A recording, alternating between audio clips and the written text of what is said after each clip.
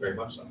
Okay, poverty is very cyclical. It's difficult to break free from that with the system that we have established.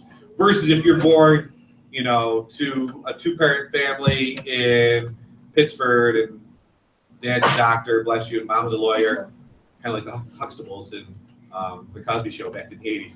All right, but so if you're born into that, do you have greater chance to be successful? Yeah. Yes. Okay. So should the government do something about this? Should they help people with the conditions that they're born into? You know, what's the Head Start program? What Head Start is? Head Start is preschool. Okay. Predominantly, it's preschool for low income, inner city. Bless you. Inner city. Okay. Preschool to give them a head start on their education. Okay. Do you know what Head Start programs, where Head Start programs came from? Came from the 1960s. What was the big social government program created in the late 1960s by Lyndon Johnson? What was that called?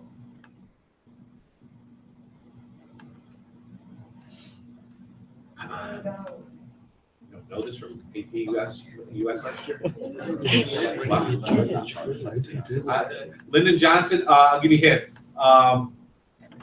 It's like the New Deal. Oh, Great Not the New Society. Deal, but the Great Society. Yeah, the Great Society. Okay, Lyndon Johnson wanted to create a Great Society. Wanted to make have a war on poverty, right? Wanted to have a war on poverty. I mean, his war on poverty was, of course, derailed by an actual war in Vietnam. Okay, so as a result, all the money that he would have used to fight the war on poverty, he had to funnel over here to fight the war in Vietnam. So the war on poverty kind of fell apart. Okay, for Lyndon Johnson. Okay, but Head Start program, food stamps, okay, are all going to stem from the Great Society, much like Medicare, which is healthcare for whom? Medicare is for old people, and Medicaid, which comes from the Great Society, is healthcare for poor people. Okay, so you think about those big welfare programs. Another thing that came from the Great Society was Big Bird, because it created the National Endowment for the Arts, was part of the Great Society. Public broadcasting.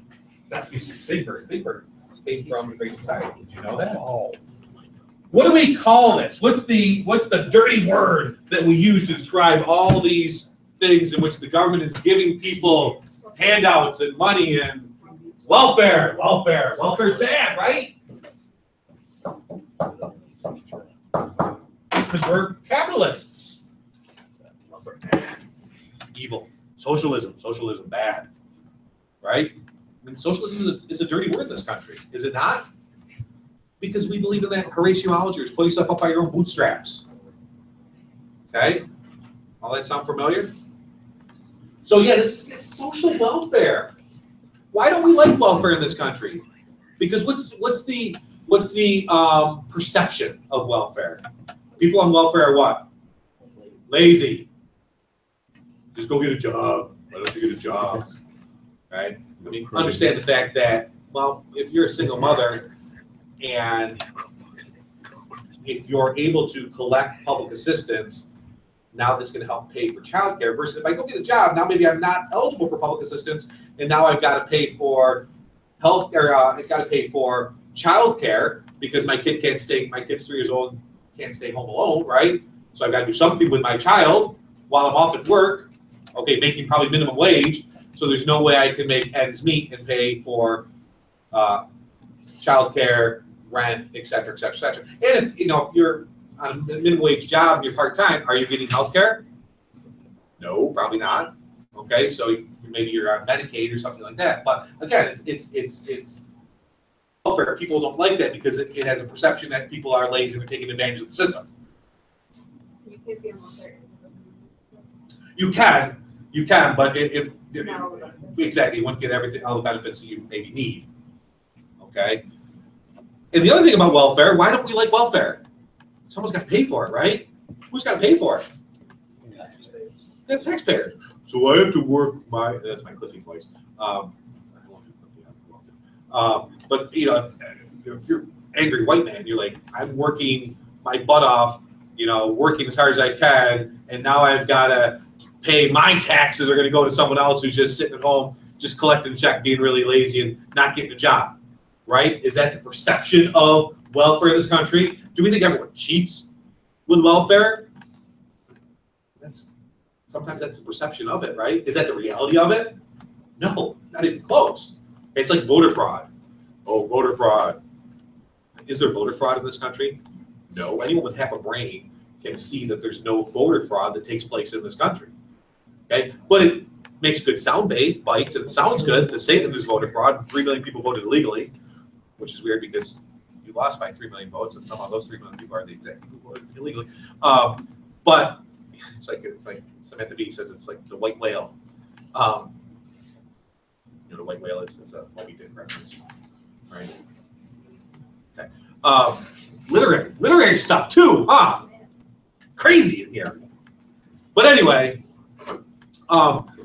you know, the perception is, and sometimes, yes, are there some people who take advantage of welfare? Of course. Is it the majority? No.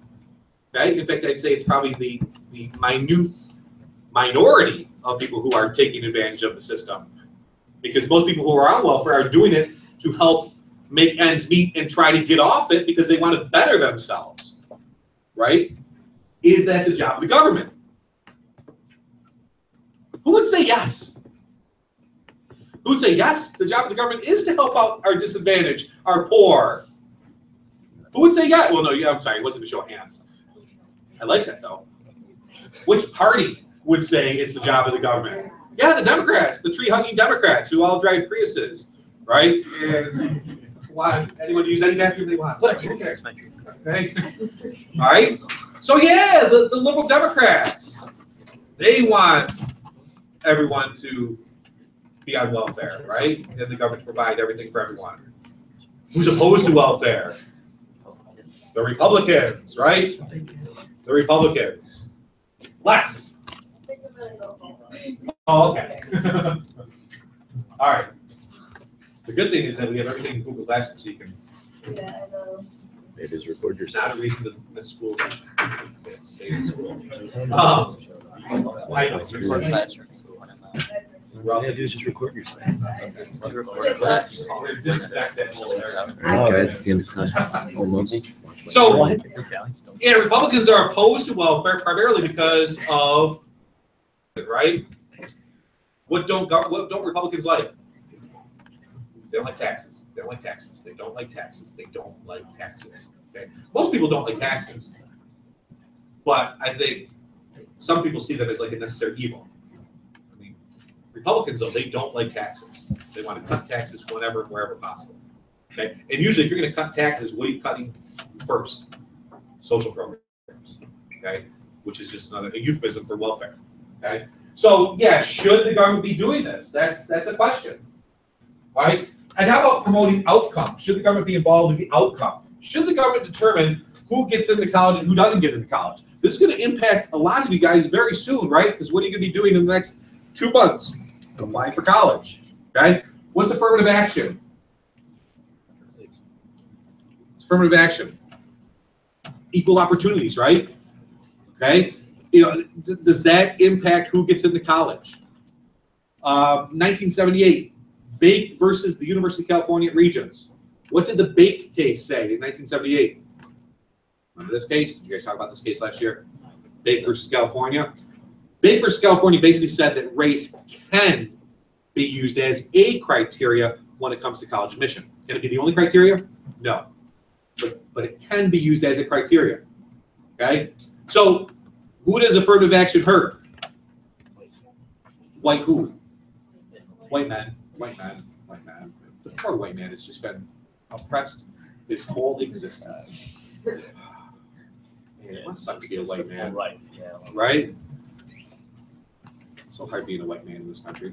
Who's going to be helped by affirmative action?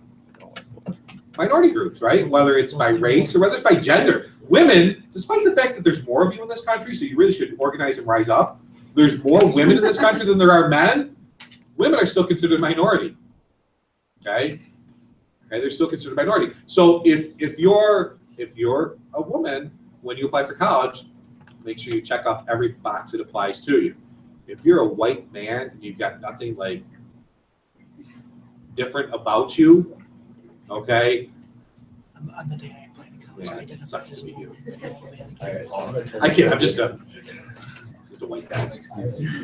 Just a regular white guy. That's all I am. Got nothing special. I'm a left-handed white guy. So that could have given me like a college scholarship. But there's a box for that. There's a box when you're looking for scholarships. Scholarship, yes. Okay. Why? Because the world is built for righties. The world is not built for lefties. Think about binders. Think about folders, scissors. Everything was built for the right-handed white man. He was a lefty. Jeff told me he was going to be Lefty man.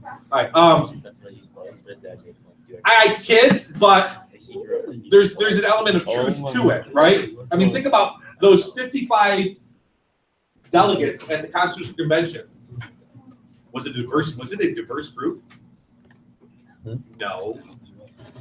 I mean, that was a different time, obviously, but it wasn't a diverse group in terms of they were all like landed aristocracy. They were all middle-aged, upper middle class white dudes who created this government, who created the Constitution. Okay, to whom did it benefit? Them, right? And think about the last 200 plus years of our nation's history. Think about how groups are oppressed, whether it's through laws or whether it's just kind of de facto. Okay, there are groups that have been and continue to be oppressed in this country. All right, so that's why they created things like affirmative action. And Democrats are like, "Ooh, yeah, it's good." Republicans are like, "Oh, this is the devil. It's the worst thing ever." All right, they don't like it. They see it. You know, the white male sees affirmative action as reverse discrimination. Well, now, you know, I might be more qualified than you, but you're going to take him because he's a minority. Okay? Because now that's why we have quotas, right? But does it level the playing field? Does it provide opportunities for people who were never given opportunities before? Okay? All right. So we look at political ideology, political lingo. Apparently you're not going to have any time to read today. I apologize. Political ideology. What's your ideology? It's what you believe in, right? It's your belief system. Okay. Your political beliefs shaped by your family, first and foremost, your family.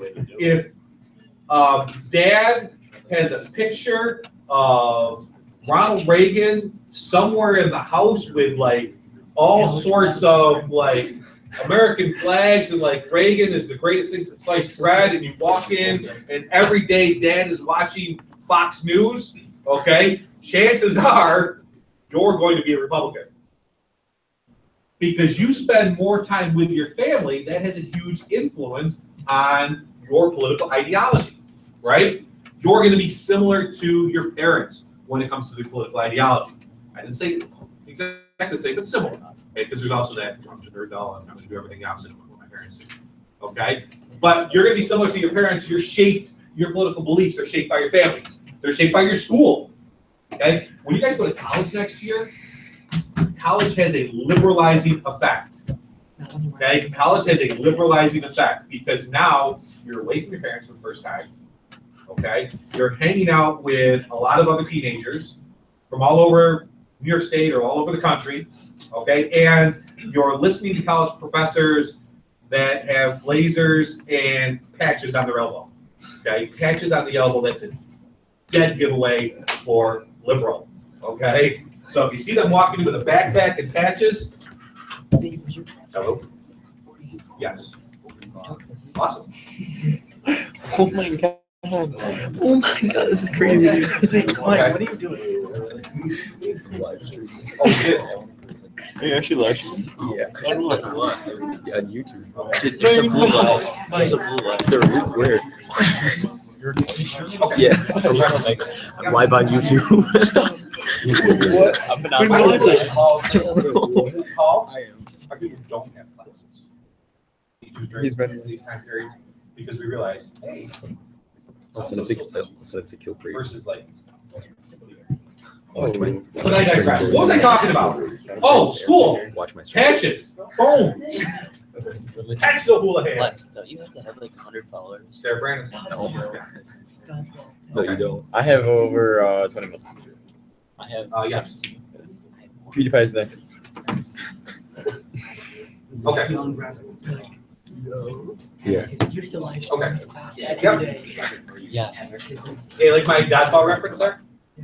Patch the hula hand. But anyway, patches on the elbow. Dead giveaway. So if you're hanging out with liberal college professors all class, okay, it's going to have a liberalizing effect. College has a liberalizing effect. Okay. Does that mean you're all going to, go from being, members of Rush Limbaugh fan club to suddenly go hug trees and things like that? No. Okay. But you will become a little bit more liberal. All right. And your religion. Religion plays a huge role in your political ideology. Okay. If you are a Protestant, hey, chances are you are probably Republican. Catholics used to, almost across the board, identify as the Democratic Party. It's not so much the same anymore, but Catholics used to always identify as Democrats. Okay? Jews identify as Democrats. Okay? We talk about your demographics.